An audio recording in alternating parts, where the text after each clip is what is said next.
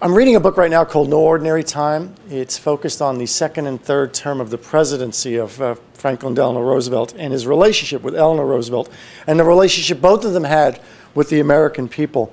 And while to be sure, every era in history has some unique aspect to it that qualifies it as interesting, forgive me if I suggest that, in fact, today we are living in no ordinary time. I'd like to direct your attention to three truly daunting challenges that converge in today's day and age. Challenge number one is energy security. Have we, some of you probably don't remember this, but many of us do, but have we learned anything from the past 3+ decades of energy commodity price volatility, fancy way of saying oil prices, and the over-reliance on unstable governments? Or can we apply those lessons to weaning ourselves a bit from those unstable nations? Challenge number two, climate change. Are we willing to risk the health of the planet in the face of incredible scientific evidence, or begin now, today, this minute, to address nothing less than the complete electrification of our transportation system and the complete decarbonization of our electric generation system? Challenge number three, are we going to rely on borrowing from future generations to rely upon consumers and wasteful spending to get us out of what is undoubtedly one of the most, if not the most severe downturn since the last no ordinary time? Or are we going to apply those borrowings to sustainable investments that benefit those same future generations from whom we're borrowing? I think there's a solution to all of this. I think there's a common approach to those three problems. You've heard about it today. It has as its nexus reinventing energy. It has as its nexus a series of options that I'd like to speak about in a moment. What is the role of a utility? And I would give you a one-sentence answer, and that is to meet the needs of society when markets don't do that.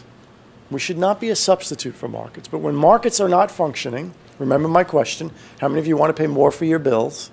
Nobody raised their hand, yet you're not actively investing to reduce your bills. So if markets aren't providing the solution, there's a very important role of government, and this government under Governor Corzine is in the leadership, truly at the forefront, of setting those mandates to make sure that there is basically another revenue stream. Some people use the dirty word subsidy, call it what you will. It is a regulatory created revenue stream that allows markets to then operate. You see this in renewable energy credits, you see it in production tax credits, you see it in investment tax credits, you see it in solar renewable energy credits, you'll see it in carbon emission credits, and so on, and so on, and so on. The utility brings a very long-standing and trusted brand relationship with its customers. We also bring to the forefront very talented workers, some who are newly trained, some who have long-standing membership in organized labor training programs, and a desire to employ even more of those. And that really is the foundation of what we do as a business. We really are an effective means for deploying capital in a way to meet social policy objectives. So we will need additional workers in the future. Peggy did a masterful job of describing to you our retirement concerns, the additional employees we need for replacing aging infrastructure, the additional employees we will need for carbon abatement programs, the additional employees we will need for investing in renewable energy, the programs we have underway with our county colleges and not-for-profits such as ISLES. Let me also leave you with one final thought. We talk a lot about the upfront, the downstream, if you will, job creation in the installer class. But there is a whole amount of job creation that occurs all along the supply chain.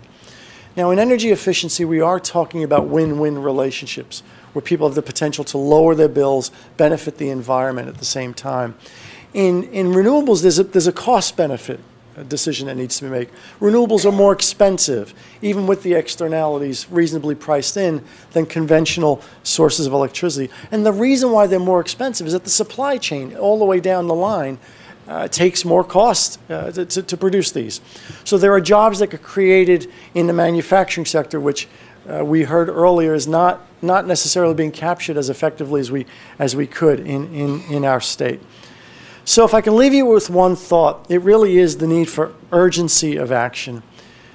We need to realize that we are just in the springtime of a new and sustainable energy economy. We need to sow seeds that will benefit a whole range of customers, employees, and businesses throughout the state. If we get to work now, we have an abundant harvest ahead of us. We'll have more energy efficient homes, more profitable businesses, we'll have cleaner air from solar, wind, and other renewables, and we'll have a much more reliable and secure energy future. One that will not be dependent upon stimulus funds, but one that will be sustainable for as long as the eye can see. Thank you for your attention. I appreciate the time.